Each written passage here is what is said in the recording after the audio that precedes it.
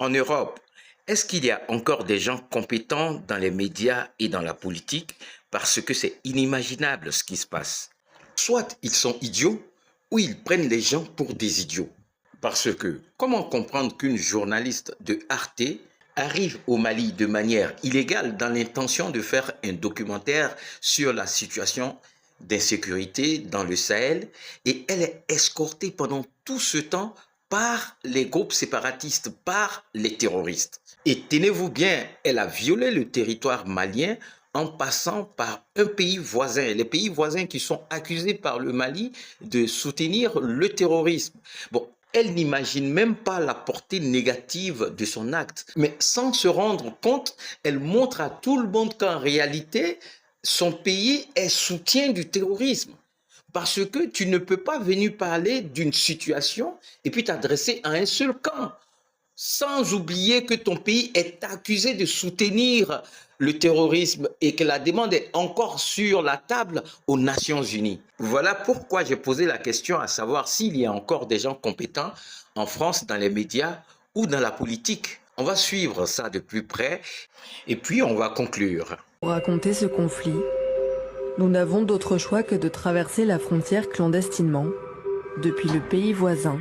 Tout au long du reportage, les journalistes ne donnent la parole qu'à un seul camp. Pas étonnant, ils sont escortés par le Front de libération de l'Azawad, un groupe considéré comme terroriste par Bamako et accusé d'attaques répétées contre l'armée et de collaboration avec des djihadistes liés à l'Al-Qaïda. Et c'est la presse française qui en parle. Rebelles du FLA et djihadistes du Djinim envisagent de mener des opérations conjointes dans le nord du Mali. Au Mali, des négociations sont en cours entre les rebelles du FLA et les djihadistes du Djinim. Malgré ces informations, l'armée malienne est accusée de tous les maux. Les séparatistes, quant à eux, sont montrés sous leur meilleur jour. Ils se battent pour l'indépendance du nord du Mali, qu'ils appellent l'Azawad. Bamako les considère aujourd'hui comme des terroristes. Moi, je combats pour ma liberté. Le gouvernement du Mali dispose de plusieurs éléments de preuve que ces violations flagrantes de l'espace aérien malien ont servi à la France pour collecter des renseignements au profit des groupes terroristes opérant dans le Sahel et pour leur larguer des armes et des munitions. Mais la perle du reportage, c'est la révélation du rôle de l'Ukraine dans ce chaos. Des conseillers ukrainiens auraient visité des camps du FLA. Des combattants sont partis se former en Ukraine avant de revenir dans le désert avec de nouvelles méthodes. Parmi ces informations sensibles, la visite de conseillers militaires ukrainiens sur ce camp l'an dernier. Dans la foulée, plusieurs combattants du FLA sont envoyés en Ukraine. De retour dans le désert, ils adoptent les mêmes tactiques que celles de l'armée ukrainienne contre les positions russes. En effet, l'Ukraine recule sous la pression de l'armée russe. Ils ont apparemment décidé d'ouvrir un deuxième front en Afrique en stimulant l'activité terroriste là-bas, dans les États africains qui nous sont favorables. Et le Mali n'est pas seul. Au Soudan, des voix s'élèvent pour accuser l'Ukraine de soutenir les terroristes. Les Ukrainiens ont commencé à soutenir ce groupe il y a environ 7 ou 8 mois. Leur ingérence était due au fait que les rebelles avaient du mal à utiliser de manière autonome une telle technologie, ce qui met en évidence l'engagement intense de l'Ukraine dans le conflit soudanais. Le reportage d'Arte révèle bien plus qu'il ne voulait cacher. Oui, l'Ukraine est mouillée jusqu'au cou dans le soutien aux terroristes du Sahel. L'Ukraine, la prunelle des yeux de l'Union européenne, est un soutien du terrorisme dans le Sahel.